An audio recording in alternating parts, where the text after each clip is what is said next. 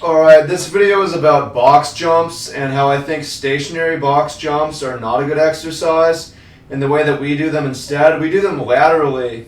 We do it as a sideways jump.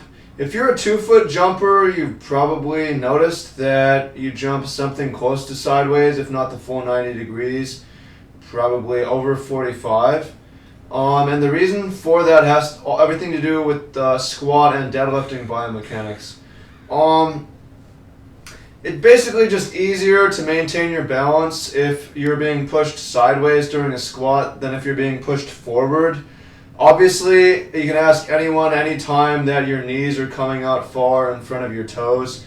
That's an issue, and if your momentum is carrying you forward, it's going to happen more. So we practice our jumps as lateral, sideways, and we step into them, and we do right-left, and then we do left-right. Does that make sense? Focus of the exercise is to have a quiet landing up top. We'll do it as a depth drop as well, where you come down and you have a quiet landing.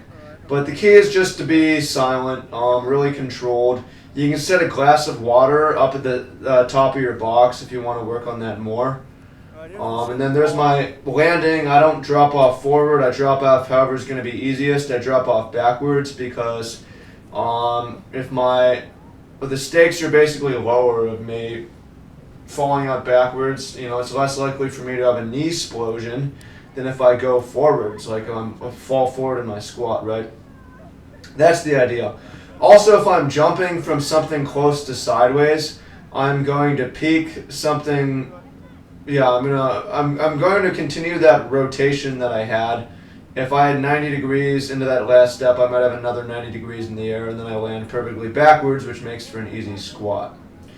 So Chandler has never done this before, and he's getting up the courage to do it right now. Well, we are filming this for our Energy Efficient Basketball Instagram, which Chandler is managing, so you should go check that out.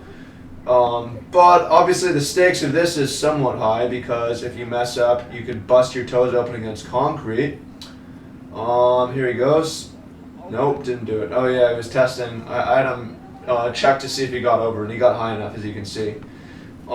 This is really for confidence, if it's for anything, but I think it's okay. Still working up the confidence. It's a good thing to do. You could do it on a lower height. How high is this? I have to estimate. It's more than 40 inches and less than 50 inches. It goes up to above the waist, low chest. So this is a pretty high thing to jump on. But I mean, that's what it's all about. Check for how loud it is.